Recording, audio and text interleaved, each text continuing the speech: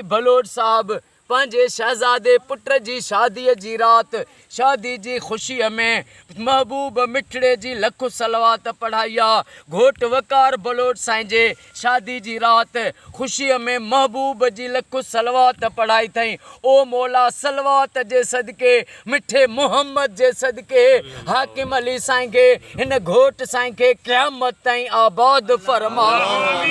ओ मौला घोट वकार अली बलोच साईं खे साईं जे सभिनी ॿारनि खे अमड़नि न्याणियुनि खे सेहत ऐं वॾी हयाती अता फरमा। ओ मौला हाकिम अली साईं जे जेके बि दिलनि में जाइज़ तमन्नाऊं आहिनि रब इमाम हसन हुसैन जो वास्तो थिए हाकिम साईं जे दिलनि जूं जाइज़ तमन्नाऊं पूरियूं फरमा। हाकिम अली साईं जा क़यामत ताईं वेड़ा वसंदा रहनि वेड़ा वसंदा रहनि वेड़ा वसंदा रहनि हिननि जी क़यामत ताईं मदद फरमा। ओ मौला रेस साईं हालाणी खां आया आहिनि रेस निसार अली बलोच साहब खे साईं निसार अली साईं कंबर अली साईं खे ओ मौला क़यामत ताईं आबाद फरमा। हिननि जा बच्चा घर क़यामत ताईं आबाद फरमा। रेस निसार अली साईं खे कंबर अली साईं खे मौला ओ मौला हिननि जे दिलनि जूं जाइज़ तमन्नाऊं पूरियूं फरमा। हिननि खे रोज़ीअ में ज़ाहिरी गैबी गंज गंज अता फरमा। दिलनि जूं जाइज़ तमन्नाऊं पूरियूं फरमा। साईं मोहतरम जनाब साईं एडवोकेट समीउल्लाह बलोच साईं खे मौला मिठे मोहम्मद जो वास्तो थी ऐं मोहम्मद जी आल जो वास्तो थी एडवोकेट समीउल्लाह बलोच साहब खे क़यामत ताईं हर मोड़ ते कामयाबी फतेह ऐं इज़्ज़त अता फरमा। साईं इम्तियाज़ बलोच साईं खे मौजज़े सां नौकरी अता फरमा। ओ मौला जंहिं साईं जे शहज़ादे वॾे जे लाइ पुट जे लाइ दुआ जे लाइ चयो त हुनखे नबी साईं जो वास्तो थी इमाम हसन हुसैन जो वास्तो थी पुट जी औलाद अता फरमा। जेके बि मौला जेके बि पुट जी दुआ जे लाइ चवनि था हिन साल सभिनी खे ख़ुशख़बरी ॾे मिठे मोहम्मद जो वास्तो थी सभिनी जूं जंहिंखे पुट जी औलाद न आहे हुनखे पुट जी औलाद अता फरमा। साईं बुगटी बलोच साईं रबनवाज़ साईं खे सेहत ऐं वॾी हयाती अता फरमा।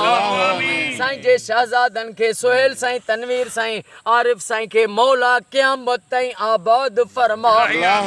हमज़ा बुगटी साईं खे आसिफ अली बुगटी साईं खे इदरीस बुगटी साईं खे जे सभिनी घर वारनि अमड़नि न्याणियुनि खे सेहत ऐं वॾी हयाती अता फरमा।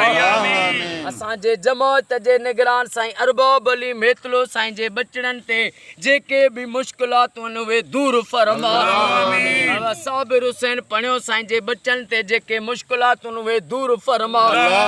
जेके बि बलोच रिंद हिन दुआ में शरीक आहिनि हिननि जा क़यामत ताईं वेड़ा वसंदा रहनि वेड़ा वसंदा रहनि वेड़ा वसंदा रहनि इहा दुआ क़बूल फरमा।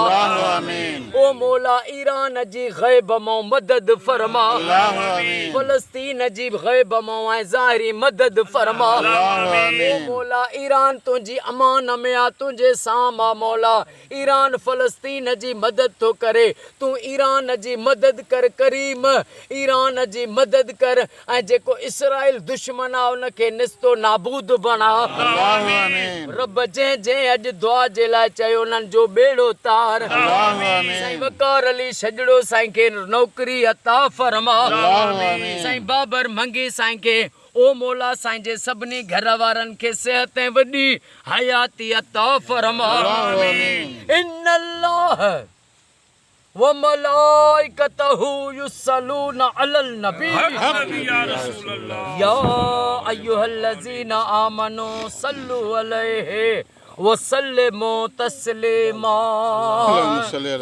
अल्लाहुम्मा सल्लि अला मुहम्मद व आले मुहम्मद ला इलाहा इल्लल्लाह मुहम्मदुर रसूलुल्लाह नारे हैदरी।